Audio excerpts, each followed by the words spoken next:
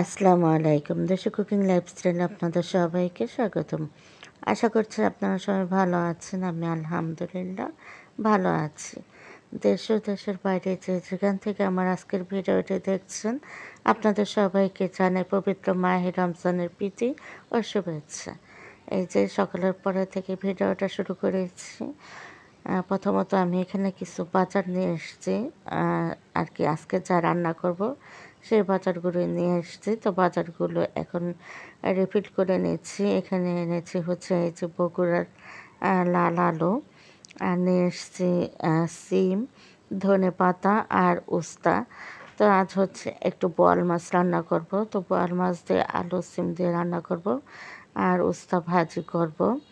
তো বন্ধুরা, পুরো ভিডিওটা জুড়ে আপনারা আমার সাথেই থাকুন। আর যারা ভিডিওটা দেখা স্টার্ট করেছেন, এখনও যারা একটি লাইক দেননি, তারা প্লিজ একটি লাইক দিয়ে ভিডিওটা কন্টিনিউ করুন। আর এদিকে আমি বাজার রিফিল করে রেখে তারপরে হচ্ছে এই যে ইফতারের জন্য বুট আর ডাবলি সিদ্ধ করে নিয়েছি। তো দুই চুলায় দুইটা বসিয়ে দিয়েছি। বুটের সাথে আমি কিছু আলু সিদ্ধ দিয়েছি আলুর চপ বানানোর জন্য। যেহেতু প্রথম রোজা, তো প্রথম রোজা একটু মুড়ি ভর্তা করব। তো আমার সব কিছু সিদ্ধ করে নামিয়ে এরপর হচ্ছে রান্না বসিয়ে দিচ্ছি।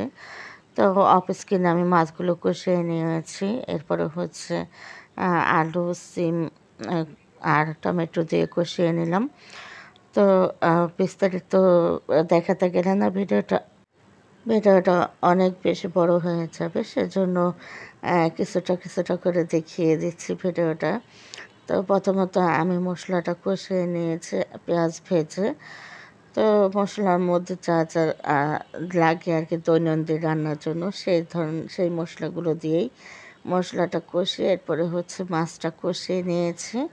তারপরে এই যে আলু সিম দিয়ে কষিয়ে তারপর ঝোলের পানিটা দিয়ে দিয়েছি। আর যখন বলক চলে এসছে তখন এই যে শাক বাটা দিয়ে দিলাম। আর এখন দিয়ে দেবো হচ্ছে ধনেপাতা কুচি। তো এখন ধনেপাতাটা দিয়ে এরপর মাছটা দিয়ে একটু সময় জাল করব, পুরো রান্নাটা কমপ্লিট করব না। তো মাছটা দিয়ে একটু সময় জাল করে নামিয়ে নেব, মানে সম্পূর্ণ রান্নাটা কমপ্লিট করব না। এটা হচ্ছে রান্নার সময় তো আর লবণ চেক করতে পারবো না যেহেতু রোজা, তো সেজন্য এভাবে রেখে দেব। ইফতারের পরে এরপরে হচ্ছে পুরো লবণ চেক করে তারপর সম্পূর্ণ রান্নাটা কমপ্লিট করে নেব। আর এদিকে হচ্ছে উস্তা ভাজিটাও বসিয়ে দিয়েছি। উস্তাটা ভাজি করে নিচ্ছে এক চুলা, আরেক চুলা হচ্ছে আমি বুট বাগার দিয়ে দেব। আর এখন তো গরম পড়ে গেছে, তো এই গরমের কারণে একটু উস্তা জাতীয় খাবারগুলো খাওয়াই আমার মনে হয় বেটার। তো এখানে বুট বাগার দেওয়ার জন্য আমি পেঁয়াজ আর কাঁচামরিচ দিয়ে দিয়েছি আর একটা তেজপাতা দিয়েছি সাথে। এখন এগুলো ভেজে নেব। তো আজকে বুট বাগারটা আমি সম্পূর্ণ ভিডিওটা শেয়ার করতে এসেছি। অনেক প্রিয় প্রিয় আপুরা আছে, অনেক মানে রান্নাবান্নার ব্যাপারে আনারে। তো তাদের উদ্দেশ্যে আমার এই আজকের বুটের রেসিপিটা দিচ্ছি। একদম একটা ভিডিওতে আমি দুইটা রেসিপি দিয়ে দেবো আজকে। তো এখানে হচ্ছে বুট বাগার দেওয়ার জন্য আমি প্রথমত পেঁয়াজ আর কাঁচামরিচটা ভেজে নিয়েছি। এরপরে দিয়ে দিয়েছি গরম মশলা, এলাচ, দারচিনি, লবঙ্গ আর তেজপাতা দিয়ে মশলাটা খুব ভালোভাবে কষিয়ে নিব। এখানে দিয়ে দিচ্ছি আদা রসুন পেস্ট, হলুদ গুঁড়ো, মরিচ গুঁড়ো, ধনে গুঁড়ো, এগুলো দিয়ে খুব ভালোভাবে মশলাটা কষিয়ে নিচ্ছে। আর জিরে গুঁড়োটা এখন দিব না, জিরে গুঁড়োটা দিব যখন বুটটা নামাবো তার কিছুক্ষণ আগে। তো আমি বুটের সাথে একটা আলু দিয়ে দিয়েছি, আলুটা সিদ্ধ করে নিয়েছি, সিদ্ধ করে এরপরে কেটে দিয়ে দিয়েছি। তো এখন একটু নেড়ে চেড়ে কষিয়ে নিলাম। এরপরে হচ্ছে এখানে পানি দিয়ে দিব। আর এখন দিয়ে দিচ্ছি কিছু কাঁচা পেঁয়াজ। কাঁচা পেঁয়াজটা অপশনাল, আপনারা দিতে না চাইলে স্কিপ করতে পারেন। তবে কাঁচা পেঁয়াজটা দিলে না খুব সুন্দর একটা স্মেল আসে পেঁয়াজে, তো এই জন্য আর কি দিয়েছি।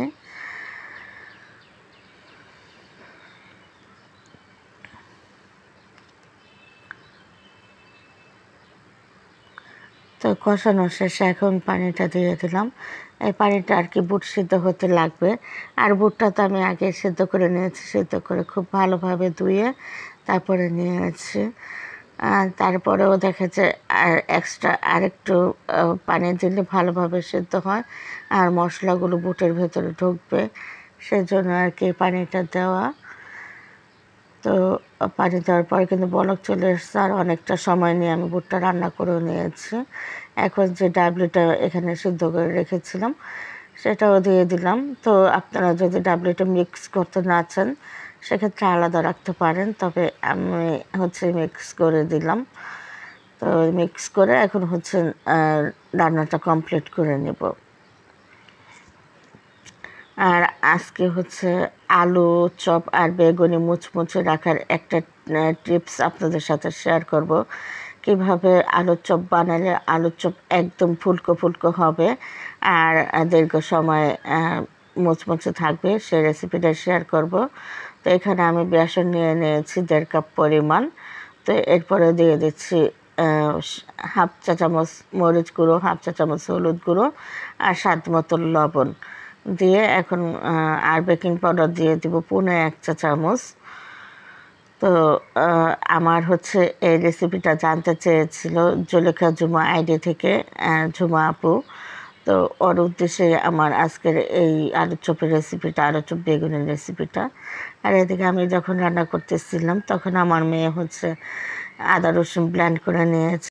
তো আদা রসুনটা শেষ হয়ে গেছে, আর একটু ছিল আর কি, তো কেটে নিয়েছি। সেদিন আপনাদেরকে দেখিয়েছিলাম আদা রসুনটা যে কেটে নিয়েছি। এখন এই যে ব্লেন্ডার করে নিল আমার মেয়ে। তো এখন আমার এই রোজার মাসটা একদম নিশ্চিন্তে থাকা যাবে, বিশেষ করে আদা রসুনের ক্ষেত্রে। আদা রসুনটা আর 1 মাস আমার কাটতেও হবে না আর ব্লেন্ডার করতেও হবে না। আদা রসুন কাটার যে একটা ঝামেলা, মানে বিরক্ত লাগে। অন্য কোনো কাজে এতটা বিরক্ত লাগে না, আদা রসুন কাটতে যতটা বিরক্ত লাগে। তো 1 মাসের জন্য নিরাপদ, আর টেনশন লাগবে না। তো এদিকে আমি সব ধরনের ইনগ্রিডিয়েন্টস দিয়ে এরপরে হাতের সাহায্যে একটু মেখে নিচ্ছি। তো কোনো প্রকার দলা যাতে না থাকে এখানে, সেজন্য একটু ভালোভাবে মেখে নিয়েছি। আর এখন অল্প অল্প পানি দিয়ে একটা পারফেক্ট ব্যাটার তৈরি করে নিচ্ছে। তো জুলেখা ঝুমা, তুমি আজকে যদি আমার ভিডিওটা দেখো তাহলে আশা করি আমার এই রেসিপিটা দেখে তুমি একটু হলে উপকৃত হবে। তো এই যে আমি অল্প অল্প করে পানি মেশাচ্ছি আর ব্যাটারটা অবিরত নেড়ে দিচ্ছি। তো একটু যাতে তলা পেকে না থাকে, কোনো প্রকার লাম্পস এখানে থাকা যাবে না, একদম ভালোভাবে মেখে নিতে হবে। আর এটা আপনারা হ্যান্ড হুইক্সের সাহায্য করতে পারেন, তবে আমার হ্যান্ড হুইক্সটা ভেঙে গেছে, সেজন্য হাত দিয়েই করতেছি। তবে হাতের কাজ কিন্তু অন্য কোনো কিছু দিয়েই তেমন ভালো হয় না। তা আমার তো ব্যাটারটা তৈরি করা হয়ে গেছে, এখন মেন যে কাজটা সেটা করে নিচ্ছি। এই যে এভাবে ফেটে নিতে হবে অনেক সময় নিয়ে। আমি কিন্তু ভিডিওটা ফাস্ট করে নাই, আমি কিন্তু এভাবেই নেড়েছি। কত ফাস্ট নেড়েছি দেখেই বুঝতে পেরেছেন। আমার কিন্তু হাত একদম ব্যথা হয়ে গেছে।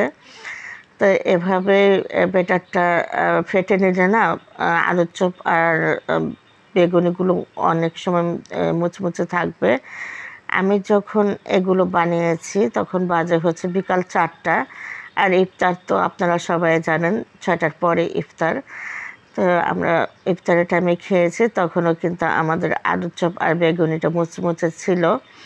তো আরও একটা টিপস আছে, আমি সেটাও আপনাদের সাথে শেয়ার করব। আর দেখুন ব্যাটারের থিকনেসটা কেমন হবে। একটা আঙ্গুল ডুবিয়ে দিলে আঙ্গুলের সাথে যাতে লেগে থাকে, একদম খসে যাতে পড়ে না যায়। দেখতেই পাচ্ছেন আঙ্গুলের সাথে লেগে আছে। তো একদম পারফেক্টলি ব্যাটারটা তৈরি করে নিয়েছি। এখন আমি ভাজার জন্য তেল দিয়ে দিচ্ছি। আমার ফাইনাল টিপসটা সেটা, এই যে তেলটা গরম করেছি, এই গরম তেল 2 টেবিল চামচ গরম তেল উঠিয়ে এই ব্যাটারের সাথে খুব ভালোভাবে মিক্স করে নিতে হবে। তাহলেই আলুর চপ আর বেগুনিগুলো খুব ভালো মুচমুচে থাকবে। আশা করছি জলেখা জুমা তুমি বুঝতে পেরেছো আমার ভিডিওটা দেখে আর আমার কথাগুলো শুনে। তো যদি বুঝতে পারো আমাকে অবশ্যই কমেন্ট করে জানাবে।